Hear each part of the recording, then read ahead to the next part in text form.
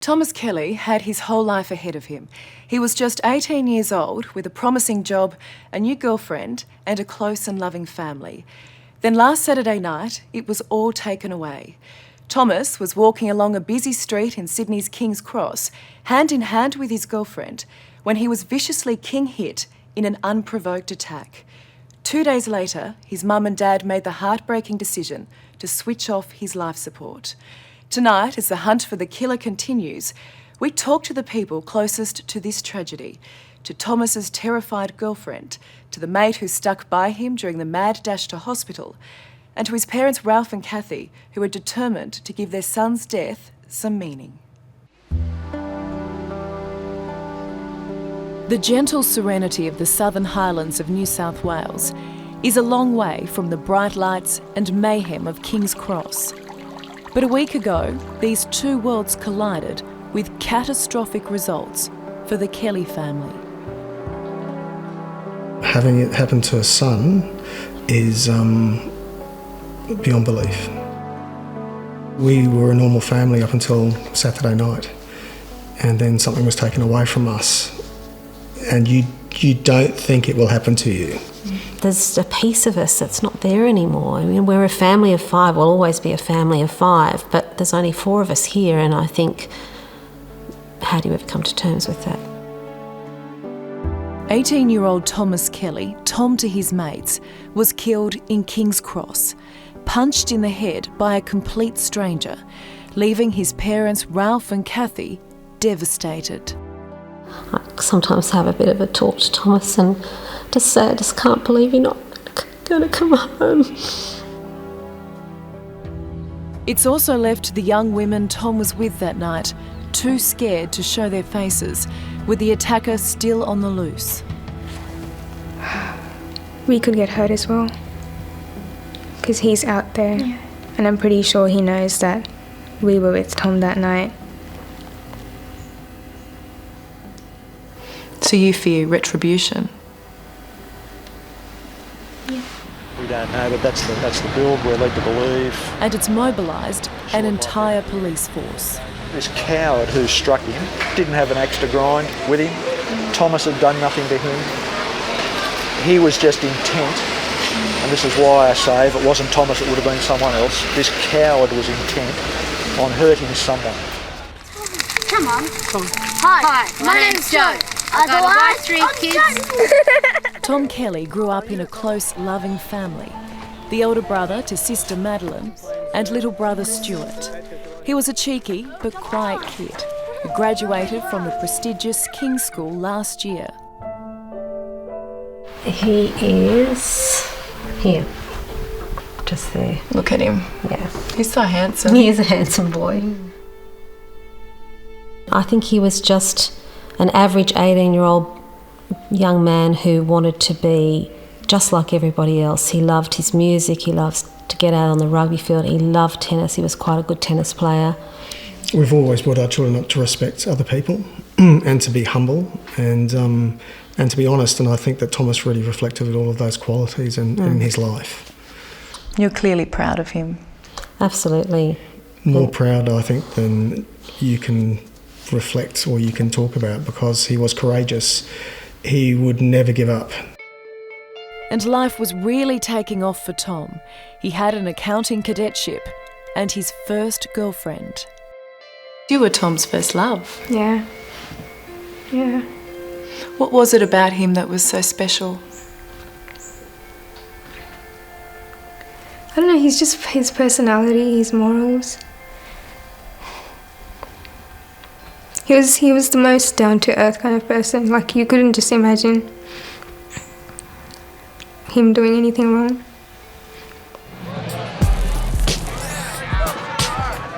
And like so many other teenagers, they were lured by the bright lights and raw excitement of King's Cross. It was my first night out at King's Cross to go clubbing. So, obviously I had a level of, being scared, and I remember sending a message to Tom saying, I'm a bit scared, about Saturday night. But then Tom was like, I promise that we're going to have a really good time together. So Tom was your protector on Saturday night. When was the last time you spoke to Thomas? I spoke to him on Saturday afternoon, and we only spoke for a minute, and then I just said, well, have a nice time, or be careful. And he said, oh, okay, Mum, I'm going, bye, I love you. And I said, I love you too. And that was the last time I spoke to him, and I think you had a conversation with him too that day.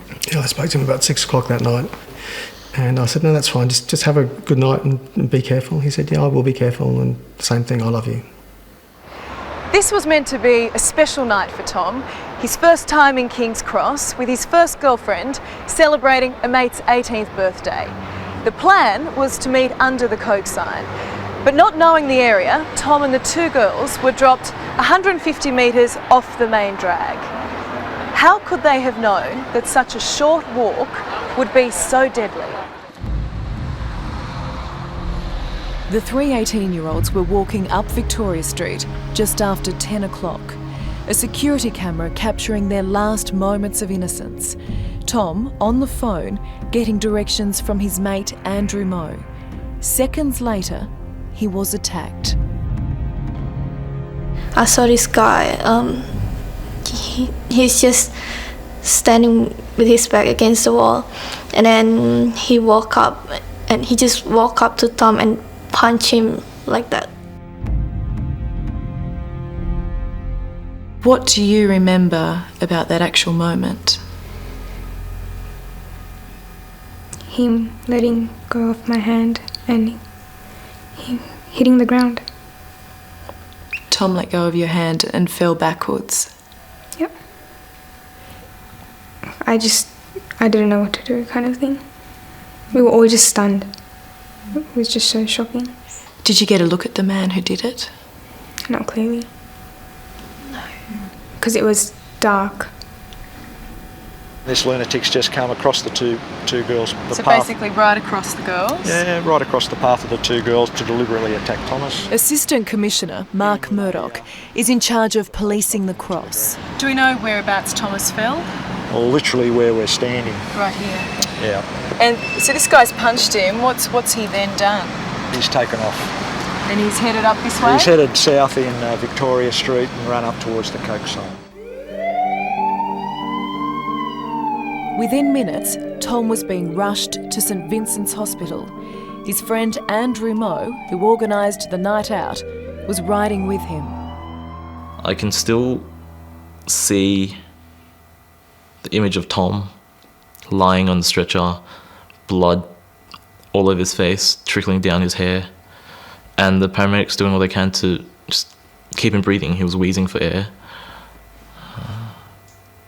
It's very vivid in my mind. Yeah. This is the image of Thomas's skull. One of the most important factors here is this area of white here is blood, and that's causing compression, and it reflects damage to the brain. Dr. Anthony Grabs is head of trauma at St Vincent's. He says it wasn't the punch, but the fall to the ground that did the damage.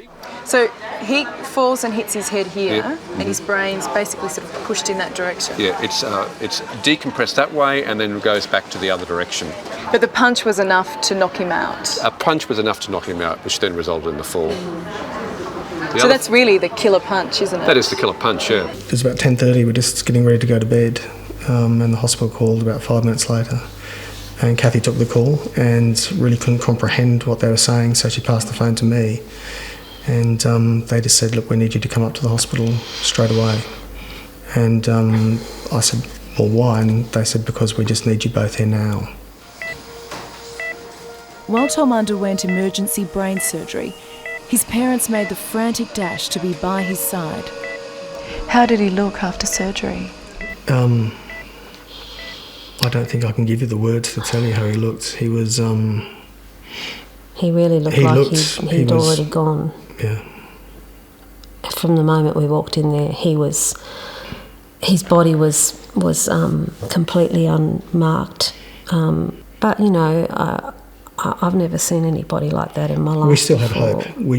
He was still alive, and He was breathing. while he was alive, there was hope. And so that first night, we just sat by and held his hand and spoke to him. But within 48 hours, it was clear Tom had no chance of recovery. He was brain dead. What did you get to say to him in those moments before you turned off his life support? Everything. How proud we were, and, you know, I think I just kept calling him my darling boy. You know, I don't think I'd ever said that to his face ever while he was with us, you know. I was begging him to come back because he had been so strong in his life. I was asking him to be strong and to try one last time to come back to us. But he couldn't.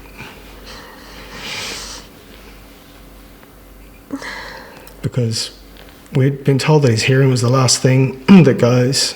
So you hope that he can hear, and we still had, right to the very end, we still hoped that while he was alive there was still hope. And so I was asking him to come back and prove everyone wrong. I'm sure he heard those words.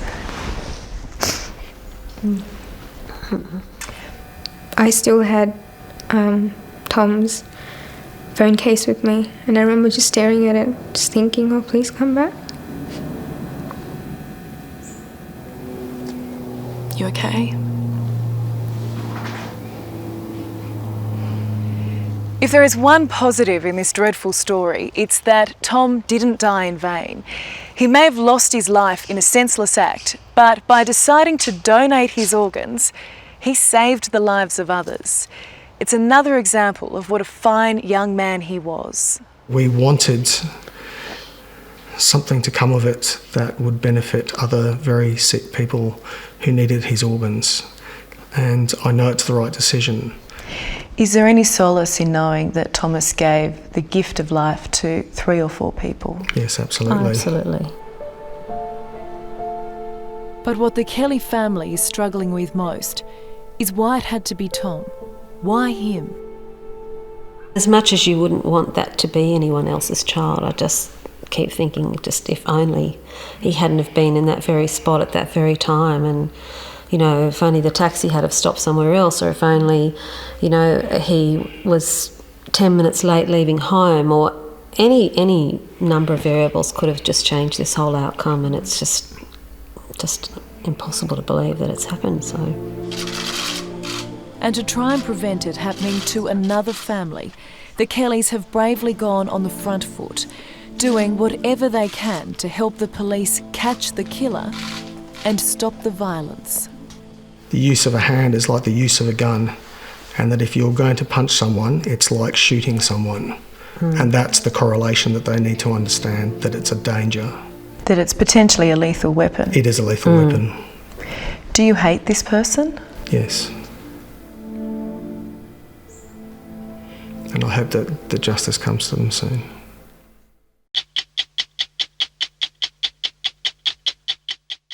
Hello, I'm Adam Hegarty. Thanks for watching 60 Minutes Australia. Subscribe to our channel now for brand new stories and exclusive clips every week. And don't miss out on our extra minute segments and full episodes of 60 Minutes on 9now.com.au and the 9Now app.